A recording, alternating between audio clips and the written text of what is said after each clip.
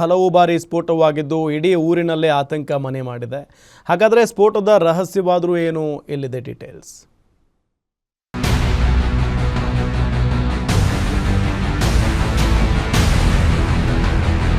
ಬೀದರ್ ನಿಗೂಢ ರೀತಿಯಲ್ಲಿ ಸ್ಫೋಟವಾಗಿದ್ದು 4 ಮಕ್ಕಳು ಸೇರಿ ಕನಿಷ್ಠ 8 ಮಂದಿ ಗಾಯಗೊಂಡಿದ್ದಾರೆ. ಹುಮ್ನಾಬಾದ್ ತಾಲೂಕಿನ ಮೊಳಖೇರಾ ಗ್ರಾಮದಲ್ಲಿ ಸಂಭವಿಸಿದ ಸ್ಫೋಟದಲ್ಲಿ ಶಾಲೆಗೆ ತೆರಳುತ್ತಾ ಇದ್ದ 4 ಮಕ್ಕಳು ಸೇರಿದಂತೆ ವಯಸ್ಕರು ಗಂಭೀರ ಗಾಯಗೊಂಡಿದ್ದು ಆಸ್ಪತ್ರೆಯಲ್ಲಿ ಚಿಕಿತ್ಸೆ ಪಡೆದಿದ್ದಾರೆ.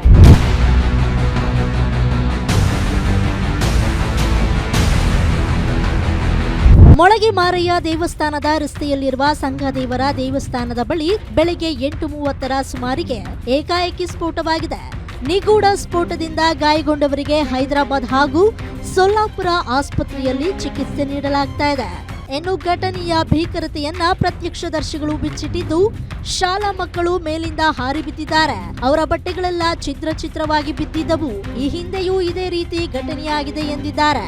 ಸುಮಾರು ಬೆಳಿಗ್ಗೆ 8:42 ಆಗಿತ್ತು ಸರ್. ಇದು ಗೊತ್ತಾ, ಇದು ನಮ್ಮ ಊರಾಗ ಆಗಿರೋದು 3ನೇ ಟೈಮ್ಸ್. ಇದು ಏನು ಸರ್, ಮೂರನೇ ಸತ್ಯ ಆಗ್ತಿರೋದು. ಇದು ಯಾಕಂತ ಹೇಳಿ ನಮಗೆ ಗೊತ್ತಾಗ್ತದೆ ಸರ್. ಊರ್ದವ್ರಿಗೆ ಯಾರಿಗೆ ಅದ್ರ ಕಡೆಯಿಂದ ನಾವು ಏನು ಹೇಳೋದು ಇದಂದ್ರೆ, ತನಿಖಾಧಿಕಾರಿಗಳು ಪ್ರಕರಣ ನಿಖರವಾಗಿ ಏನು ಮಾಹಿತಿ ಸಿಗ್ತಾ ಇಲ್ಲ ಇನ್ನೂ ತನಕ. ಇದು 3ನೇ ಸರಿ ಆಗ್ತಿರೋದು.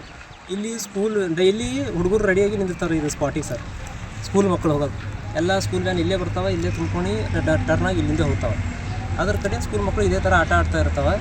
ಸೇಮ್ ಮೊದಲು ಯಾವ ಥರ ಆಗಿತ್ತಂದ್ರೆ, ಅದು ಹುಡುಗರು ಕಾಲು ಕಟ್ಟಾಗಿತ್ತು. ಸೆಕೆಂಡ್ ಆಗಿದ್ದು ಒಬ್ಬ ಮಹಿಳೆಯದು ಏನೋ ಕಿವಿ ಮತ್ತು ಮಾರಿ ಆಗಿದ್ದು ಘಟನೆ ಆಗಿತ್ತು. ಇದು 3ನೇದಾಗಿತ್ತು. ನಾವು ಪಂಚಾಯತಲ್ಲೇ ಮನವಿ ಮಾಡ್ಕೊಂಡ್ವಿ, ಅಧಿಕಾರಿಗಳಿಗೆ ಮನವಿ ಮಾಡ್ಕೊಂಡು CC ಕ್ಯಾಮ್ರಾ ಕೂಡ್ಸ್ರಪ್ಪ ಅಂತ ಹೇಳಿದ್ವಿ. ಕೂಡಿಸಿದ್ರು ಅದೇನೋ ರಿಚಾರ್ಜ್ ಆಗ್ತಾಯಿಲ್ಲ ಅಂತೇಳಿ ಮತ್ತೆ ಬಿಚ್ಕೊಂಡ್ರು, ಮತ್ತೆ ರಿಟರ್ನ್ ತಂದು ಕೂಡಿಸಿಲ್ಲ. ಇನ್ನು ಗ್ರಾಮದ ಮನೆಯೊಂದರಲ್ಲಿ ಕೆಮಿಕಲ್ ಪೇಂಟ್ ಅನ್ನ ಬಳಸ್ತಾ ಇದ್ದು, ಆ ಕೆಮಿಕಲ್ ಪೇಂಟ್ ನಿಂದಲೇ ಸ್ಫೋಟವಾಗಿದೆ ಎಂದು ಪ್ರಾಥಮಿಕ ತನಿಖಾ ಮಾಹಿತಿಯಿಂದ ತಿಳಿದು ಬಂದಿದೆ.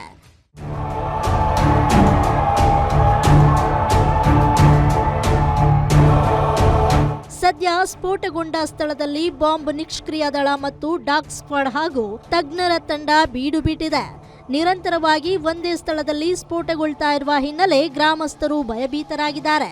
ಕೆಮಿಕಲ್ ಪೇಂಟ್ ಇಷ್ಟೊಂದು ಭೀಕರವಾಗಿ ಸ್ಫೋಟಗೊಳ್ಳಲು ಕಾರಣವೇನು ಎಂಬ ಬಗ್ಗೆ ಅಧಿಕಾರಿಗಳು ಆಳವಾದ ತನಿಖೆ ನಡೆಸ್ತಾ ಇದ್ದಾರೆ. Shivu Mathapati, guarantee news, Bidar.